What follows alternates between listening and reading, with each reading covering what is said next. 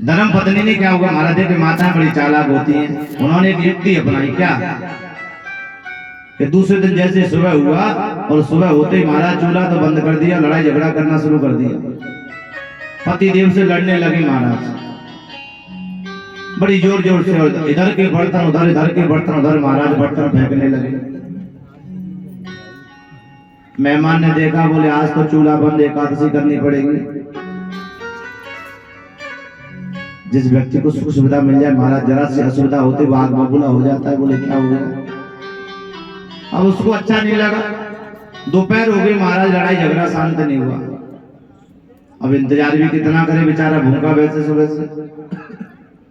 सोचने लगा, बोले अब तो यहाँ कुछ मिलने वाला नहीं है, चलो। और महाराज अपना बैग सजाया। बैग सजा करके महाराज घर से बाहर निकला और वहीं घर के, देखिए जो जिसका मन रम जाता है वो जल्दी से जाता नहीं है, वहीं मंडराने लगा महाराज, घर के आसपास में डोलने लगा। धर्म पत्नी को बड़ी खुशी हुई, महाराज अच्छा हुआ चला गया। पति देव से बोले स्वामी बुरा मत मानना, मैं तो ऐसी लड़ रही थी। क्यों? अरे बोले जो मेहमान तुम्हारा जब से आया जब से जाने का नाम ही नहीं लेता है। देखिए समझदारी के लिए सारा काफी, दोनों चीजें हैं। तो बोले मैं तो इसलिए ऐसी लड़ रही थी, अब बुरा मत मानना। बोले मुझे क्या पता, तू पहले ही बता देती। ऐसी लड़ रही थी, बोले मैं तो समझा आज मुझसे क्या भूल हो गई। अरे नहीं नहीं, मैं तो ऐसे लड़ रही थी। अब महाराज जैसे बातचीत करने लगे बढ़िया प्रेम से, इतनी देर में वो थैला लेके वापस लौट के आ गया। बोले मैं भी ऐसे ही गया था। हाँ मैं भी सचमुच नहीं गया। तो महाराज आज की दुनिया में सावधानी बरतना बहुत जरूरी है, और समझदारी के लिए सारा काफी होता है। ऐसा ना हो कि हम जाने का नाम नहीं ले रहे, महाराज कोई हमसे कहेगा, ऐसा भी नहीं। जब तक हमें मान सम्मान मिल रहा है, और ज्यादा समय रुकना भी आज के समय में ठीक नहीं है महाराज। समय से अपना कार्य पूर्ण करके हमें वहां से निकल लेना चाहिए। बोले सतगुरुदेव भगवान की। सुदामा जी एक रात से ज्यादा रुके नहीं महाराज, जबकि सोने की द्वारिका थी महाराज। वहां क्या यश वैभव की कमी। जाने में समय 6 महीने का लगा, तो आने में भी समय 6 महीने का लगा महाराज। भगवान ने रोका भी नहीं, बोले जाइए।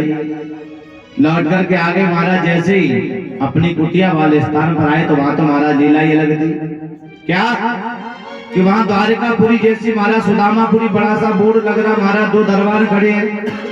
सुदामा जी देख करके घबरा गए, देखने लगे यहाँ तो तुलसी का, बिरवा, अशोक का वृक्ष कुछ नहीं है महाराज। जहाँ सुख सुविधा आ जाए वहां ऐसे वृक्ष नहीं रहते महाराज। वहां तो आजकल प्लास्टिक के फूल आ गए हैं घर में लगाने के लिए, जहाँ बड़े बड़े महिला डाली बन जाते हैं महाराज। ना वहाँ गैया है, ना वहाँ कुछ भी नहीं है। और जहाँ गैया नहीं, तुलसी का बिरवा नहीं महाराज, केले का बिरवा नहीं, वो घर हिंदू घर नहीं होता है। उस घर में किसी प्रकार की शांति नहीं होती है। ये भाव साम्राज्य की बात है। देखिए सुदामा जी के यश वैभव की कोई कमी नहीं रही।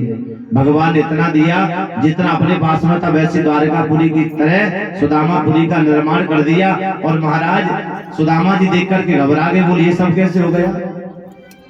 सुदामा जी घबराने लगे महाराज। सुदामा मंदिर देख डरे, यहाँ तो अथी मेरी छोटी सी झोपड़िया। झोपड़िया मेरी किन गई रे, मोहन तमको फेरो ने आयो। झोपड़िया मेरी मोहन तमको फेरो ने आयो। झोपड़िया मेरी किन गई रे, मोहन तमको फेरो ने आयो। झोपड़िया मेरी किन गई रे,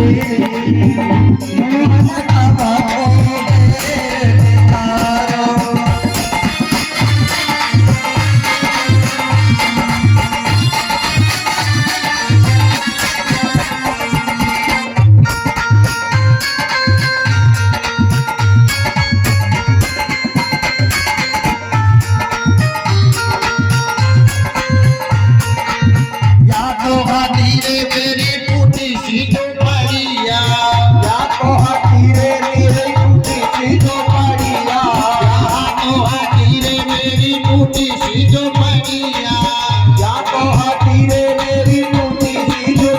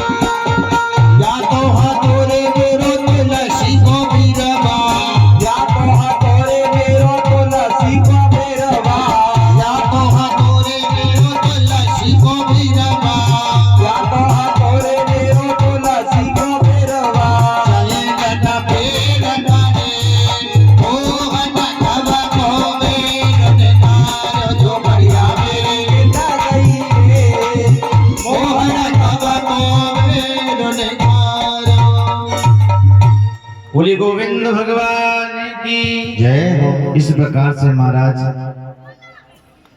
सुदामा जी ने देखा ये सब मेरे गोविंद की कृपा है, सब मेरे मोहन की कृपा है।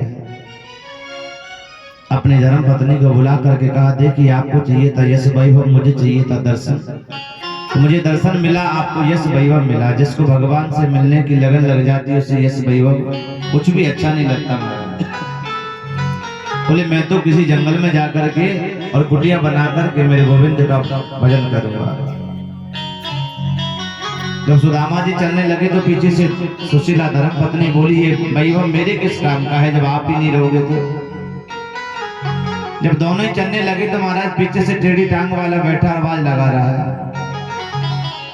उन्होंने कहा, अरे हो, अरे लाला ये वैभव तूने मुंह को गाय को दे दियो, मैं तो पहले ही बड़ा खुश था, अपनी कुटिया में बड़ा खुश था, मुझे तो परम आनंद की अनुभूति हो रही थी।